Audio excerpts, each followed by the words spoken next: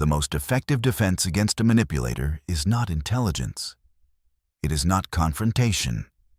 It is not a perfectly constructed argument. It is becoming, deliberately and strategically, the most boring person in the room. Every manipulator, whether diagnosably narcissistic, sociopathic, or simply predatory in their interpersonal behavior, runs on the same fuel. Clinical psychologist Martha Stout, in her research on sociopathy, describes it as supply. The emotional reactions you generate when provoked, defended, distressed, or even delighted. Your anger is supply. Your explanation is supply. Your silence breaking is supply. The moment you understand that, the entire dynamic shifts, because supply can be withheld. The gray rock method is a documented psychological self-defense strategy in which the target of manipulation deliberately presents themselves as uninteresting, unresponsive, and emotionally opaque. As unremarkable as a gray rock on a beach. Not cold, not hostile, not obviously avoidant. Simply uninhabited. Short answers, flat effect, no information volunteered, no emotional response offered.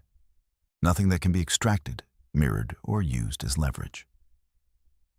The technique was first documented in online communities for survivors of narcissistic abuse, and later validated by researchers studying coercive relationship patterns. Its operational logic is simple.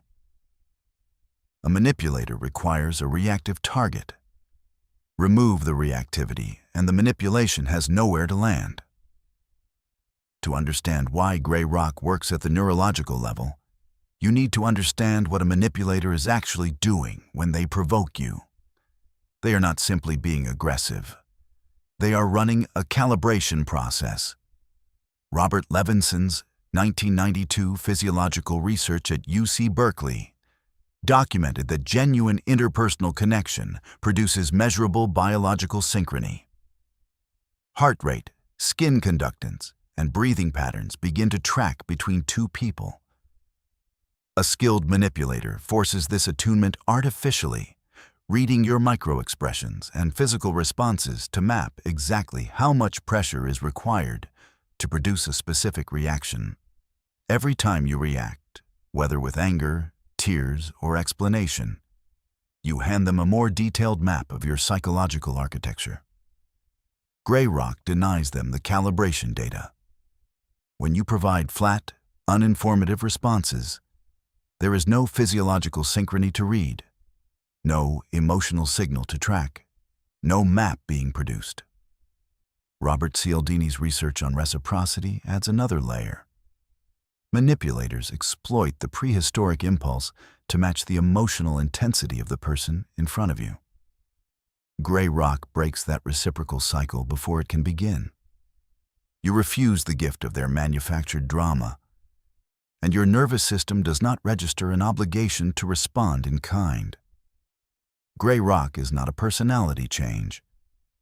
It is a performance, one you maintain specifically in the presence of the person who has demonstrated they cannot be trusted with your genuine responses. Outside that context, you remain exactly who you are. In practice, it looks like this. When asked a question designed to provoke, maybe, I'm not sure, I'll think about it. When presented with drama or manufactured crisis, I see. Okay, a single nod. When baited into an argument, you might be right. And nothing further. You do not defend your position. You do not correct the record. You do not justify, explain, or elaborate. You give them nothing they can use. The critical distinction is that gray rock is not the silent treatment. You are not withholding communication as a punishment. You are present, functional, and occasionally responsive. You are simply not interesting. The silent treatment is an aggression.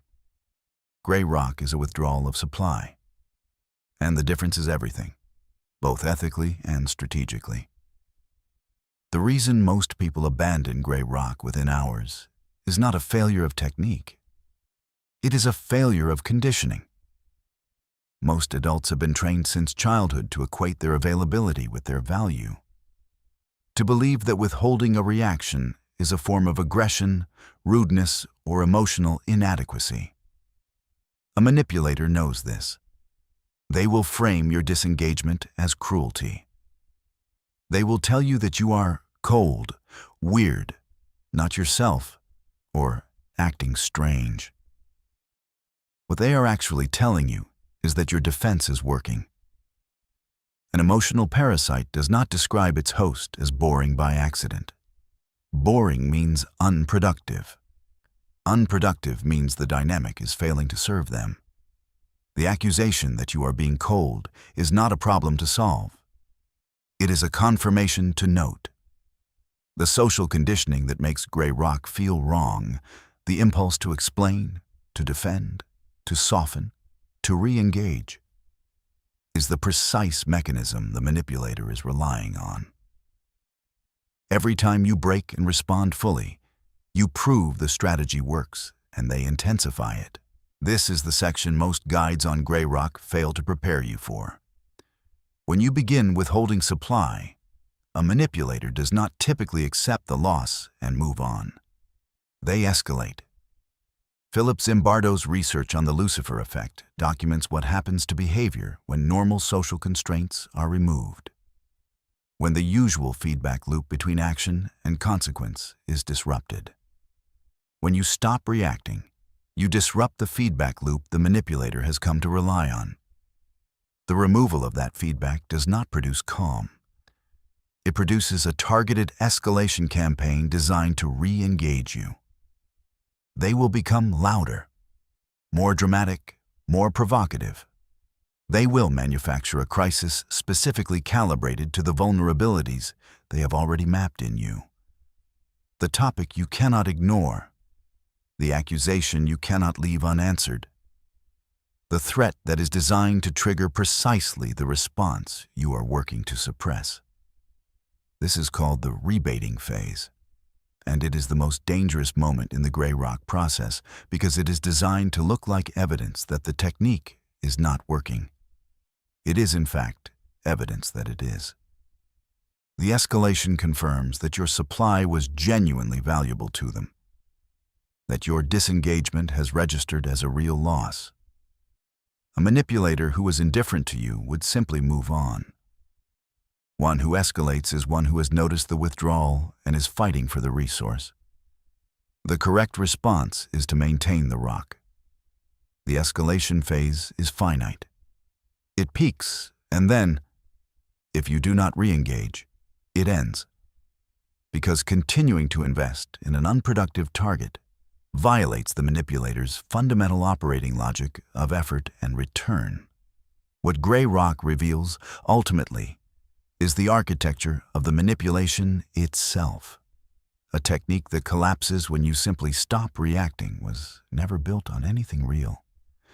The intensity you mistook for connection, the drama you mistook for depth, the attention you mistook for care, all of it was contingent on your continued participation as a source of emotional fuel.